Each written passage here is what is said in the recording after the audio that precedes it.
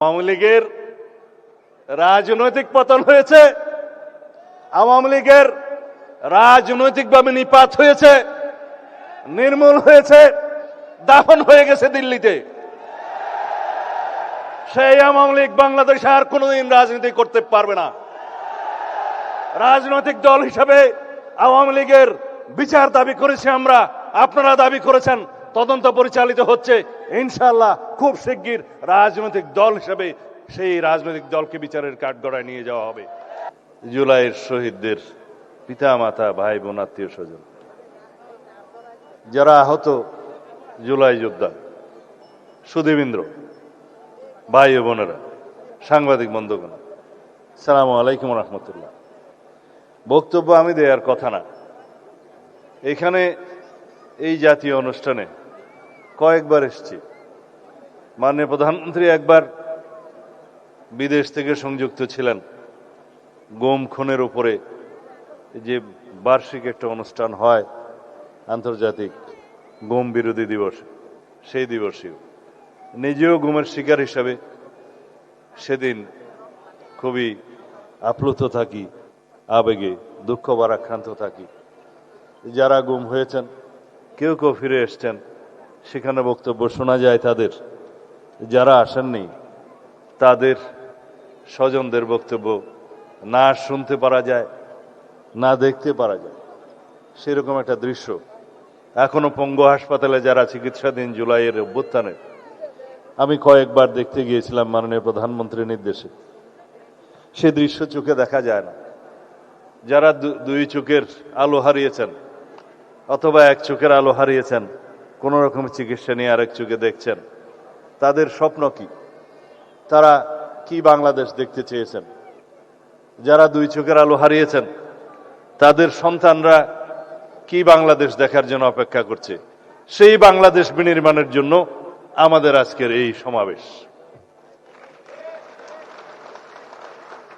মোহিনী চৌধুরীর সেই কবিতা, গান সবাই জানেন, এই জাতীয় অনুষ্ঠানে সবাই আবৃত্তি করেন। মুক্তির মন্দিরে সোপানে তোলে কত প্রাণ হলো বলিদান, লেখা আছে অশ্রু জলে। আরো কয়টি লাইন আছে। তাদের অনেকেই যারা স্বর্গগত, তারা এখনো জানে স্বর্গ থেকে প্রিয় মাতৃভূমি। আমরা কি সেই মাতৃভূমি বানানোর প্রত্যয় ব্যক্ত করব না? পরিকল্পনা নেব না? একটা বস্মের উপরে দাঁড়িয়ে আমরা রাষ্ট্রের দায়িত্ব পেয়েছি, জনগণ দিয়েছে। সেই ভস্মের মধ্যে কিছু নেই। সারা বাংলাদেশের অর্থনীতি ফোকলা অবস্থা, ব্যাংকিং খাত লুটপাট হয়ে গিয়েছে, 30 লক্ষ কোটি টাকা পাচার হয়ে গিয়েছে। দাবি আমাদের অনেক, জাতির প্রত্যাশা অনেক, অ্যাসপিরেশন অনেক, স্কাই ইজ দ্য লিমিট। কিন্তু আমাদেরকে বাস্তবতায় আসতে হবে। আমাদের অর্থনৈতিক ভিত্তি কোথায়? আমাদের নেতা যে পরিকল্পনা করেছেন, আমরা যে বাজেট দিয়েছি 9,37,000 কোটি টাকা, 38,000 কোটি টাকার বাজেট, সেই বাজেট বাস্তবায়নের মধ্যে কি আছে? এই সমস্ত সামাজিক নিরাপত্তা খাতগুলো আছে। আমরা যে সমস্ত বিষয় অ্যাড্রেস করতে চাই, সেই বিষয়গুলো যদি আমরা বাস্তবায়ন করতে চাই, তাহলে আমাদের ঐক্যবদ্ধ থাকতে হবে, আমাদেরকে সহযোগিতা করতে হবে। আমরা শুধু চাই চাই আর চাই করতে পারবো না। আমাদের প্ল্যান আছে, আমাদের পরিকল্পনা আছে, কিন্তু আমাদের সেই আর্থিক সামর্থ্য অর্জন করার জন্য আমাদেরকে সময় দিতে হবে। সেই পরিকল্পনা বাস্তবায়নের জন্য নেতৃত্বের হাতকে শক্তিশালী করতে হবে। আমি যেহেতু জুলাইয়ের উপরে কথা বলতে এসেছি, কিছু পর্দার আড়ালের কথা আজকে অবমুক্ত করতে চাই।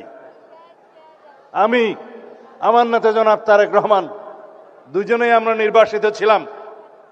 আল্লাহর কি মহিমা, যদি আমরা নির্বাসিত না থাকতাম, হয়তো এই জুলাইয়ের মতো একটা অভ্যুত্থান সফলভাবে সমাপ্ত করা সম্ভব হতো না। এটাই হচ্ছে পর্দার অন্তরালের কথা। কোনোদিন আমরা ঘুমাইনি। 24টা ঘন্টা কোঅর্ডিনেশন করে আমাদের নেতা কর্মীদেরকে বিভিন্নভাবে আমরা অর্গানাইজ করে এই জুলাই যোদ্ধাদের সম্মুখে রেখে অরাজনৈতিক পরিচয়ে এই আন্দোলনের একটা পর্যায় পর্যন্ত আমরা নিয়ে এসেছি। 3 তারিখ 4 তারিখে আমরা যখন নৈতিক সমর্থন প্রদান করি, তারপরের থেকে বিশ্ববিদ্যালয়ের শিক্ষকদের একটা আন্দোলন ছিল, সেখানে সমর্থন দিয়ে তারপরের থেকে যেদিন আমরা 16ই জুলাই পর্যন্ত পৌঁছালাম, সেদিন আমার নেতা বলেছেন, দফা এক, দাবি এক, স্বৈরাচারের পদত্যাগ, অন্য কোনোভাবে এই সমস্যার সমাধান হবে না। আজকে যারা জুলাই যোদ্ধাদের নেতৃত্ব দাবি করেন, তাদের অনেকেই সেদিন বলেছিল আমাদের কোনো রাজনৈতিক দাবি নাই, আমাদের দাবি বৈষম্যহীন এই ছাত্র আন্দোলনের দাবি, কোটা বৈষম্য দূর করতে হবে, সেটাই ছিল তাদের বক্তব্য। আমরা ধীরে ধীরে আমরা জানি স্বৈরাচারকে গদিতে রেখে বৈষম্যহীনতার বাংলাদেশ প্রতিষ্ঠা করা যাবে না। তাদেরকে আমরা বোঝাতে সক্ষম হয়েছি, কিন্তু তাদের সেই সাহস ছিল না। আমরা রাজনৈতিকভাবে সমগ্র বাংলাদেশের সকল মানুষকে ঐক্যবদ্ধ করে শত সহস্র শহীদের রক্তের এই স্রোতের মধ্য দিয়ে আমরা এই জায়গায় এসেছি। আজকে এই বাংলাদেশ রক্তে রঞ্জিত হয়েছে, এই মানচিত্র রক্তে রঞ্জিত হয়েছে। শহীদের রক্তের উপর দাঁড়িয়ে আমরা বিজয় অর্জন করেছি 5ই আগস্ট। সেখানে রাজনৈতিক পরিচয়ে যদি বিভাজন করি, তাহলে সর্ববৃহৎ অংশটি থাকবে জাতীয়তাবাদী ছাত্র দলের, যুব দলের, বিএনপির অঙ্গ সংগঠনের 6.5 বেশি। জাতিসংঘের যে রিপোর্ট, সেই রিপোর্টে 1400-র কথা বলা আছে, কিন্তু অফিসিয়ালি বিভিন্ন পত্রিকায় এবং জরিপে 700 থেকে 800-র মতো খতিয়ান পাওয়া যায়। বাকিগুলো গেল কোথায়? কারণ শহীদের খতিয়ান হসপিটাল রক্ষা করতে পারে নাই, তাদের ডকুমেন্ট পর্যন্ত গায়েব করে দেওয়া হয়েছে, তাদেরকে দাফন করা হয়েছে যেন বেওয়ারিশ লাশ হিসেবে। আজকে স্বজনরা তার কবরের সন্ধান করে আমরা দিতে পারি না। এরকম একটি নৃশংস হত্যাকাণ্ডের পরে, গণহত্যার পরে আজও পর্যন্ত সেই গণহত্যাকারী শেখ হাসিনার কোন রকমের অনুশোচনা নাই। তারা জুলাই যোদ্ধাদেরকে অপরাধী হিসেবে তকমা দিচ্ছে। বাংলাদেশের এই গণ অভ্যুত্থানকে তারা বলছে একটা জঙ্গি তকমা দিচ্ছে। বাংলাদেশে নাকি জঙ্গিবাদের মধ্য দিয়ে তাদের রাষ্ট্র ক্ষমতা ছিনিয়ে নেওয়া হয়েছে। এর চাইতে লজ্জাস করার কিছু নেই। তাদের মধ্যে অনুশোচনাও নেই, তারা দুঃস্বীকারের সেই অবস্থাও তাদের নেই, সেই ইতিহাসেই তাদের নেই। তারা উল্টো বিদেশে বসে বাংলাদেশে এখন নাকি গণতান্ত্রিক সরকারের বিরুদ্ধে বিভিন্ন রকম ষড়যন্ত্র করছে। আওয়ামী লীগের রাজনৈতিক পতন হয়েছে, আওয়ামী লীগের রাজনৈতিকভাবে নিপাত হয়েছে, নির্মূল হয়েছে, দাফন হয়ে গেছে দিল্লিতে। সেই আওয়ামী লীগ বাংলাদেশে আর কোনোদিন রাজনীতি করতে পারবে না। রাজনৈতিক দল হিসেবে আওয়ামী লীগের বিচার দাবি করেছি আমরা, আপনারা দাবি করেছেন, তদন্ত পরিচালিত হচ্ছে। ইনশাআল্লাহ খুব শিগগির রাজনৈতিক দল হিসেবে সেই রাজনৈতিক দলকে বিচারের কাঠগড়ায় নিয়ে যাওয়া হবে। সংবিধানের 47 আর্টিকেল অনুসারে আইন সংশোধন করা হয়েছে, সন্ত্রাস বিরোধী আইনে আছে, আইসিটি অ্যাক্টে আছে, রাজনৈতিক দলের সংগঠনের বিচার করা যাবে। সুতরাং অপেক্ষা করুন। যারা এখানে বক্তৃতা দিয়েছেন তাদের মধ্যে আমার এক ভাই শফিউল আলম শফি, আমার প্রতিবেশী, আমার গ্রামের, তার সন্তান শহীদ ওয়াসিম আকরাম, যিনি বস্তুতপক্ষে চট্টগ্রামের প্রথম শহীদ বলা হলেও যদি সময়ের দিক বিবেচনা করা হয় আবু সাইদের একই সময়ে সমসাময়িক সময়ে সে শাহাদত বরণ করেছে। মাত্র 2-3 সপ্তাহ আগে শিলংয়ে আমাকে দেখতে গিয়েছিল ছেলেটা। বলেছিলাম, বাবা এত অল্প বয়সে কেন পাসপোর্ট ভিসা করে মা বাবার টাকা খরচ করে আমাকে দেখতে এলে?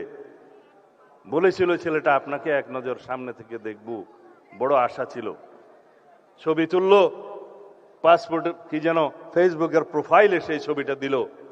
2-3 সপ্তাহ পরে এসে বাংলাদেশের জন্য জীবন দিয়ে দিল। বড় করুণ সেই ইতিহাস। তার বাবা তখন বিদেশে, দুবাইয়ে না সৌদি আরবে কাজ করে। তার মায়ের সাথে কথা বললাম, চোখের পানি ধরে রাখতে পারিনি। সে আজকে বলল যে শহীদের বিচার করুন আগে, আমরা দেখতে চাই এই দেশে প্রত্যেকটা খুনের বিচার হয়েছে। প্রিয় শফির উদ্দেশ্যে বলতে চাই, সবার উদ্দেশ্যে বলতে চাই, মানে প্রধানমন্ত্রী আমার নির্দেশ দিয়েছেন একটু বিচারের কি অবস্থা খোঁজখবর নেন, আপনার বক্তৃতায় বলবেন।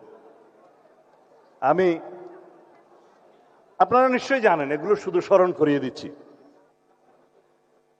5টা খুনের, গণহত্যার, মানবতা বিরোধী অপরাধের মামলার রায় হয়েছে ইতিমধ্যে। বিচারাধীন মামলা আছে 27টা এবং তদন্ত প্রায় শেষ পর্যায়ে 72টা মামলা। শহীদ আবু সাঈদের মামলায়, প্রথম মামলায় 2 জনের ফাঁসি হয়েছে। ভাইস চ্যান্সেলর সহ সেই বিশ্ববিদ্যালয়ের অন্যান্যদের বিভিন্ন মেয়াদে সাজা হয়েছে। প্রথম মামলার রায় হয়েছে গণহত্যার। আপনারা সবাই জানেন, শেখ হাসিনা, তার সাবেক স্বরাষ্ট্রমন্ত্রী আসাদুজ্জামান কামাল, তাদের ফাঁসি হয়েছে, ফাঁসির আদেশ হয়েছে। তৎকালীন আইজিপি মামুন রাজসাক্ষী হওয়ার কারণে তার সাজা কম হয়েছে, তবে সাজা হয়েছে। আশুলিয়ায় লাশ পোড়ানো হত্যা মামলার 2 জনের ফাঁসি হয়েছে। ওখানে সাবেক একজন স্বৈরাচারের দূষণ এমপি আছে, ওসি আছে, ডিআইজি সহ অন্যান্যদের যাবজ্জীবন সহ বিভিন্ন মেয়াদে সাজা হয়েছে। চানকারপুলের হত্যা মামলার ফাঁসি হয়েছে তৎকালীন স্বৈরাচারের দূষর পুলিশ কমিশনার হাবিব এবং জয়েন্ট কমিশনার সুদীপ্ত, তাদের ফাঁসির আদেশ হয়েছে। অন্যান্যদের বিভিন্ন মেয়াদে সাজা হয়েছে। অতি সম্প্রতি রায় হয়েছে রামপুরা টিভি সেন্টারের ওখানে একটা ছেলে কার্নিশি লুকিয়েছিল, তাকে ওখানে যে গুলি করা হয়েছে। আমি শুনলাম সেই ছেলেটি কোন রকমে প্রাণে বেঁচে গিয়েছে চিকিৎসার মাধ্যমে, আল্লাহ তার জীবন বাড়িয়ে দিক, হায়াত বাড়িয়ে দিক। কিন্তু সেই ঘটনায় আরো 2-1 জন, একটা শিশু সহ হত্যা করা হয়েছে তাদেরকে। সেই মামলায় রায় হয়েছে, ফাঁসির আদেশ হয়েছে তৎকালীন পুলিশ কমিশনার হাবিব, ওসি এবং অন্যান্যদের বিভিন্ন মেয়াদে। সর্বশেষ হাসানুল হক ইনু নামের একজন স্বৈরাচারের দোষর আছে, তার বিচারের রায় বেরিয়েছে। তাকে কেবল 10 বছরের সাজা দেয়াতে বাদী পক্ষ সন্তুষ্ট নয়, সেজন্য সেটা আপিল করা হবে মর্মে শুনেছি। তার অন্তত যাতে সর্বোচ্চ সাজা হয় সেরকম বিচার, সেরকম মামলা আরো আছে, সেই মামলাগুলোতে আশা করা যায় সে বিচার কার্য করা হবে। আজকে যারা এই অনুষ্ঠানের আয়োজন করেছেন, জুলাই 24 শহীদ পরিবার সোসাইটি এবং আমরা জুলাই যোদ্ধা কেন্দ্রীয় নির্বাহী কমিটি, তাদের প্রতি আমার অনুরোধ রইল, আয়োজকদের, তাদের প্রতি আমার অনুরোধ রইল, এই জুলাইয়ের চেতনা নিয়ে যেন আমরা কেউ ব্যবসা না করি। যারা জুলাইয়ের চেতনা নিয়ে বিভিন্নভাবে রাজনৈতিক সংগঠন করে রাজনৈতিক ফায়দা নেয়ার জন্য চেতনা বিক্রি করছে, তাদের পরিণতি কিন্তু ভবিষ্যতে দেখা যাবে। ইতিহাস কিন্তু তাই। যারা 71-এর মুক্তিযুদ্ধের চেতনা বিক্রি করত, তারা চেতনা বিক্রি করতে করতে আজকে দিল্লি যেয়ে বসে আছে। বাংলাদেশের মানুষ তাদেরকে উৎখাত করেছে। সুতরাং চেতনা বিক্রির ব্যবসা ভালো নয়, রাজনৈতিক ফায়দা নেওয়ার উদ্দেশ্য ভালো না। আমরা এই মহান 2024-এর জুলাই গণ অভ্যুত্থানের ইতিহাসকে ধারণ করব, স্মৃতিকে ধারণ করব। অনাগত কালে ভবিষ্যতে আমাদের প্রজন্মরা যেন দেখে স্বৈরাচার ফ্যাসিবাদের পতন কিভাবে হয়েছিল, ফ্যাসিবাদী স্বৈরাচারী আচরণ যেন ভবিষ্যতের কোন সরকার না করে। খোদা হাফেজ।